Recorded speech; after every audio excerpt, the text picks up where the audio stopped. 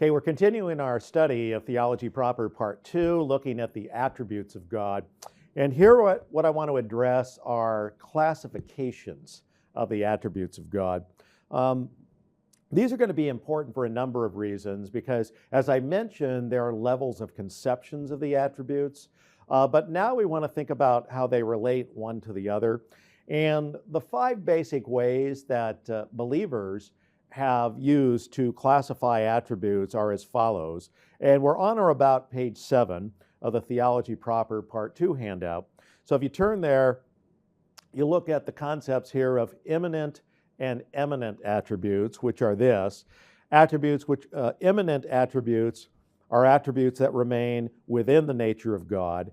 Eminent attributes are attributes that go out or from or operate outside the nature of God. And I've mentioned this before as far as layers of conceptions of God. So an example of, immanent and eminent would be, internal immanent would be divine immensity, and then eminent, going outside the divine nature, would be something like omnipresence. So that's how you'd classify that, because we'll get to some of the questions later, and we think about, the question of divine immutability. Did God change?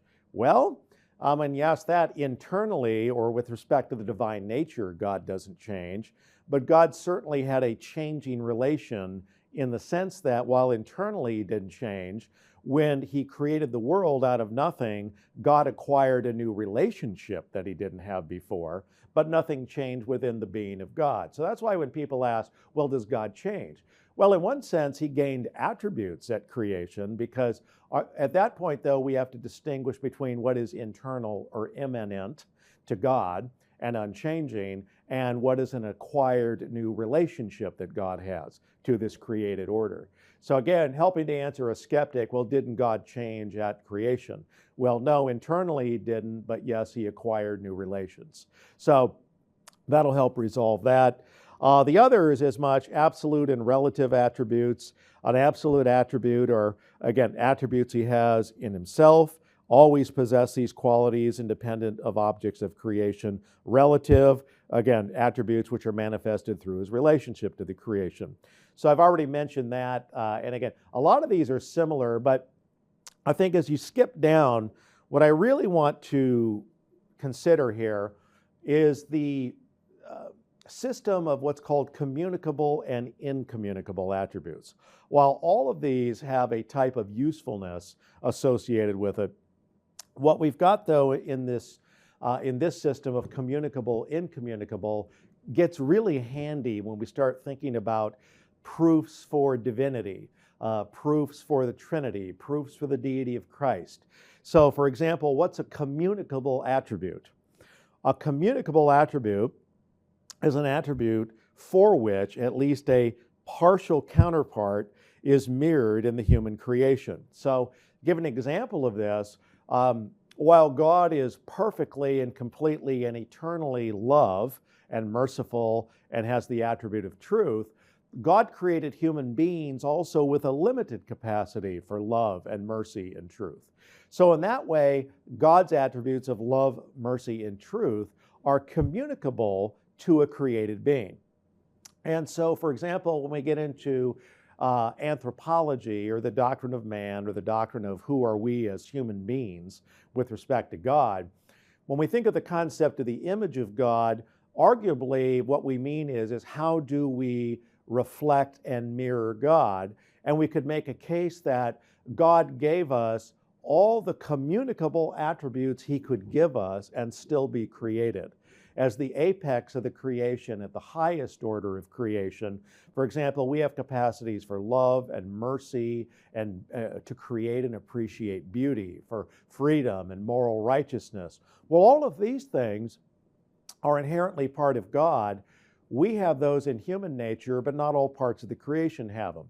Rocks don't have them, cockroaches don't have them. So what we could say with respect to human beings is that, yes, we've got probably all the communicable attributes that God could give a created being, okay, and yet still be created. But then we move to a very important category of incommunicable attributes, which we'll get to later, because An incommunicable attribute is exactly what it sounds like. These are attributes unique to God. They are not transferable to creatures, okay? So, in other words, a created thing cannot have any of these attributes. And I list a couple of these, like aseity, self-existence.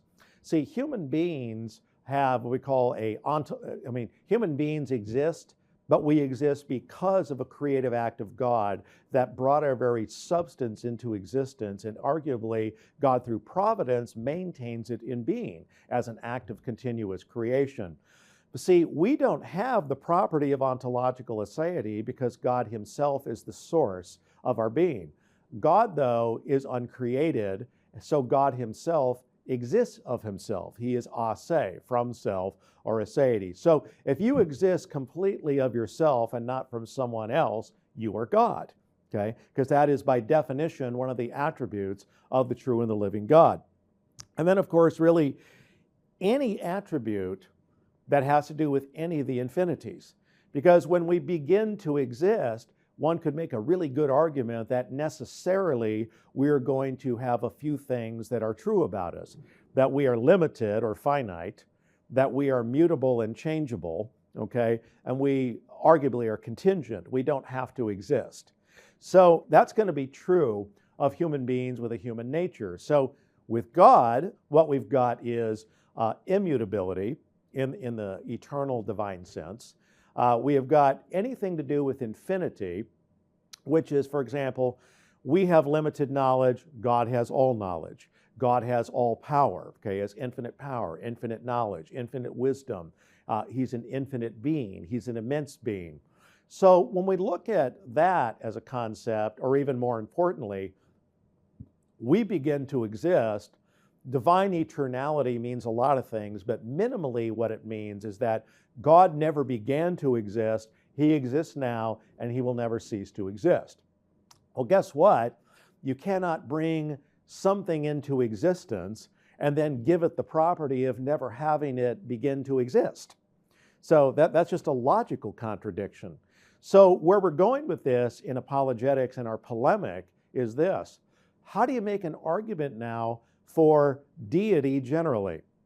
Well, we'll get to this later, but one of the 4 lines of arguments that we have for arguing the deity of Christ, which, by the way, would include arguments for the deity of the Father and the deity of the Holy Spirit, is that if they have any of these incommunicable attributes that we see in the Bible of the true and the living God, they must be God because only God possesses these incommunicable attributes.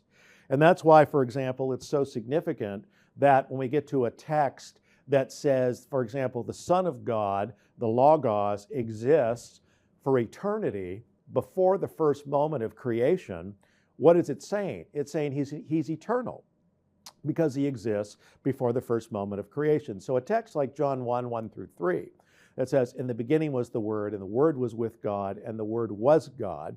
He was in the beginning with God, and all things came into being by him, and apart from him, nothing has come into being that has come into being. See, when we look at that, what does it do? It takes the word of the Logos, it says, in the beginning was the Word. It puts him prior to that first moment of ex nihilo creation. And if we look at who exists biblically prior to that first moment of out of nothing or ex nihilo creation, there's only one being that exists, and that's the true and the living God. So if you have that attribute of absolute eternality, an incommunicable attribute, you must be the God of the Bible, because only the God of the Bible has these incommunicable attributes. So this is significant. We'll get later when we get to the deity of Christ and other issues with the doctrine of the Trinity, we'll be able to use this to demonstrate some pretty important stuff, like how to argue for deity, but also it's a good way also to turn the issue around on your opponents. If you have anti-deity of Christ people, well, guess what? The same lines of argument that prove the deity of Christ, like incommunicable attributes or divine titles or divine works, guess what? You would prove the deity of the Father by the very same lines of argumentation. So when you get a Jehovah's Witness who would believe that only the Father is God, well, guess what? You ask him, well, how do you know the Father is God? See, and you can now turn around all of their alleged equivocations that they say we're using, and guess what? Well, they're using the same arguments to prove the deity of Jehovah or the Father, and again, you can turn it around and use them back on them. More on that later. Anyway, next step, we're going to look at a couple of the key divine attributes. I want to basically mention a few, and then we'll move on and look at the doctrine of the Trinity. Thanks.